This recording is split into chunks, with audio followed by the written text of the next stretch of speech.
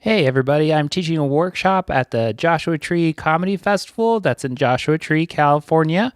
It is called Your Play, Your Way. I love teaching this workshop and I hope to see you there. If you would like, you can get tickets at joshuatreecomedyfestival.com and go ahead and scroll to the bottom and you'll find workshops and you'll find my workshop. Hope to see you there.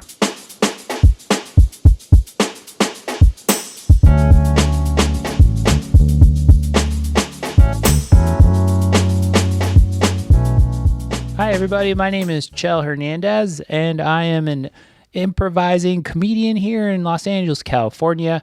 I love to teach, but I don't have the opportunity to do out here through a theater, so I basically started a podcast to do so. This is Notes from My Improv Notebook, your internet's free resource for improv instruction. Now, I started this podcast because I can't afford to pay for the classes out here. $500 a class seems a little bit expensive for me, so I figured there were other people out there just like me, and this could be an option for those people. Thank you so much for your rates and reviews. I really appreciate it. I don't have any new ones that are written, but I do see that my ratings is increasing, so I just wanted to say thank you so much to everybody who's done that so far. I really appreciate you. You're helping getting this podcast to people just like you who are looking for just a resource for free improv talking. If you want to ask me any questions, please feel free to reach out to me on Instagram at HiSilentX. That's HiSilent, X as in X-ray on Instagram, and then also through Gmail. I'm available for questions. You can reach me at hisilentx@gmail.com. This week I wanted to talk to you guys about Magic 11s. Magic 11s, what that is when you constantly do the same improv scene in the same space, and there's no like differentiating body. It's just two heads talking to each other. You might find that this happens a lot when you're not really conscious of it. You'll go back, you'll watch a show that you just did, and you'll find that, man, I stood at the center stage the whole time, and every time I did, I was in the same side of the stage, and every time I was on the same side of the stage, it was just a normal character. Oh my God, what am I doing with my life? Magic 11s is fun to say because, that specifically describes what the audience is seeing. And in order to keep your audience constantly engaged in your performance, I do feel like you do have to change it up. I wanted to speak to you about what, from an audience perspective, we might see, and what, from your perspective, the performer's perspective, what you might feel in those moments.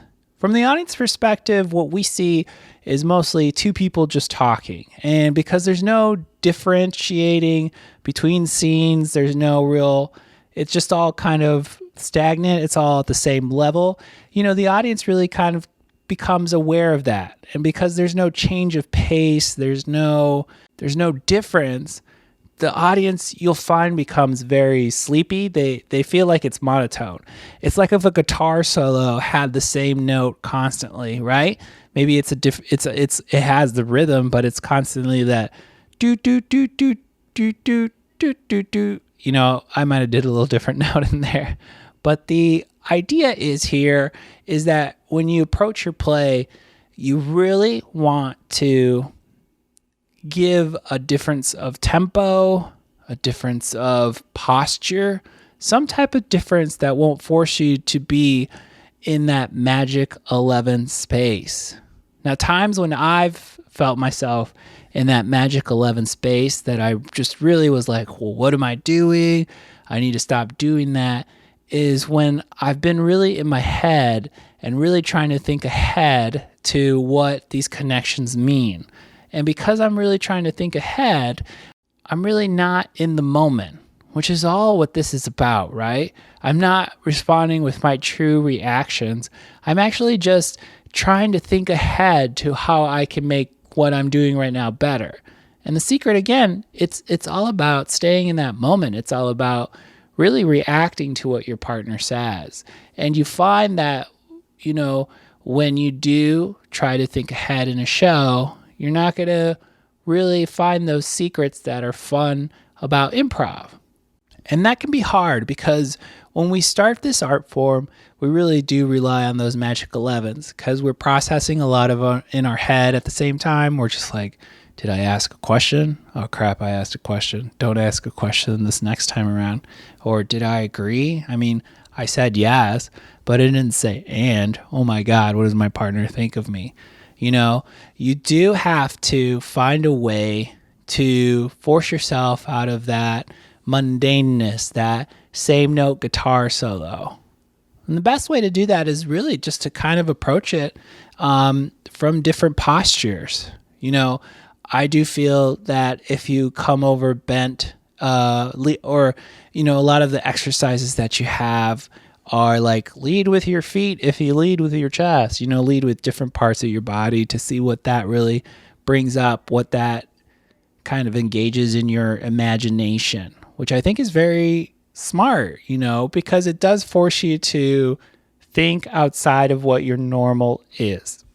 I find myself the most successful at this is when I make a choice before I even enter the stage to take a certain position or to lead with that body part that I usually don't lead with. If I make an active choice right before I start the scene, I feel myself at least starting from a point that I can find myself in success in avoiding those magic 11s.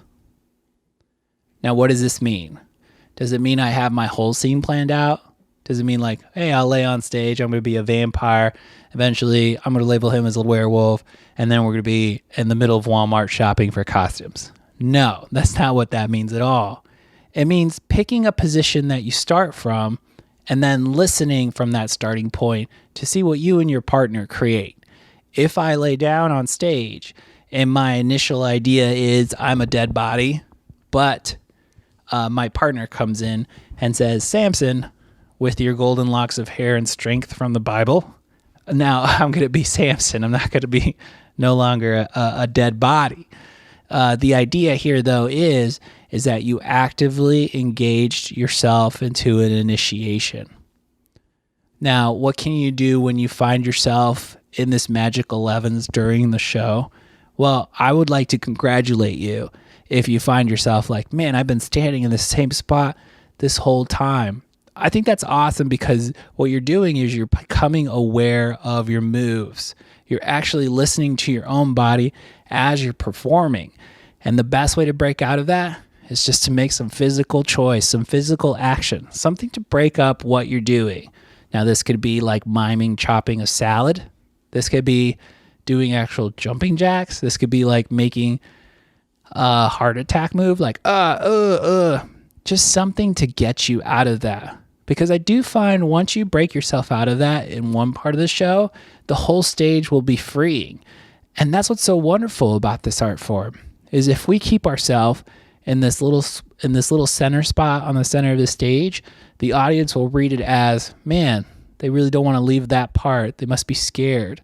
But if we force ourselves to break that little mental confinement that we created because we can only play makeup in this little circle in the center of the stage, you'll find that make-em-ups or improv can happen all over, even in the audience.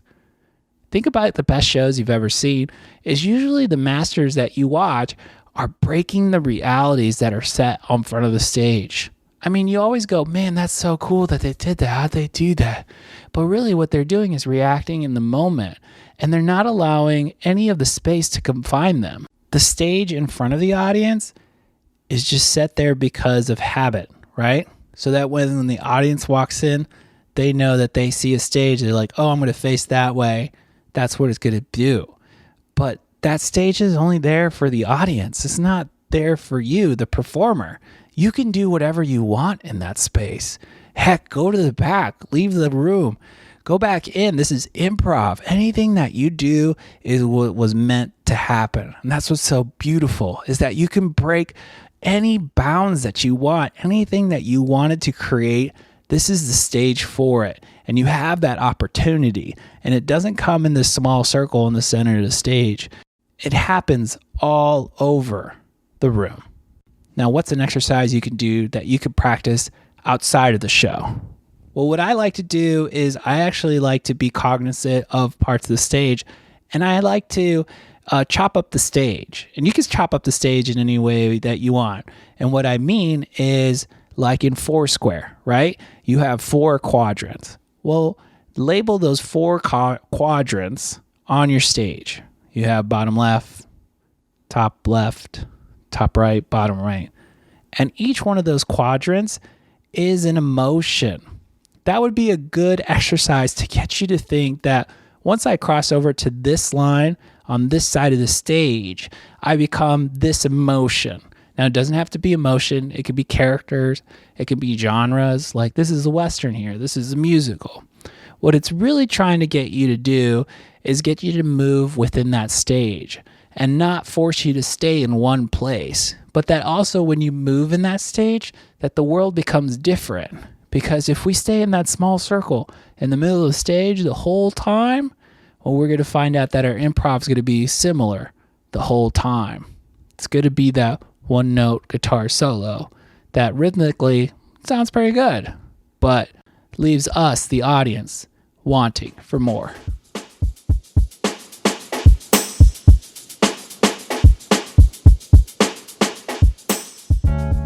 Hey guys, again, my name's Xchel Hernandez, and I would love to teach you. Please reach out, ask a question. My email is highsilentx@gmail.com. My Instagram is highsilentx, and I would love to hear from you. If you would like me to coach or to teach, please reach out. Let's work something out. I'd love to do that. Again, I will be teaching at the Joshua Tree Comedy Festival. That will happen on November 10th. 2018, 11 a.m., which is next week. So if you're in Joshua Tree, please stop by. I'd love to teach you. It's called Your Play, Your Way, and I focus on how to make what you think funny happen on stage and give you the confidence to do that. Other than that, I hope you have an awesome week.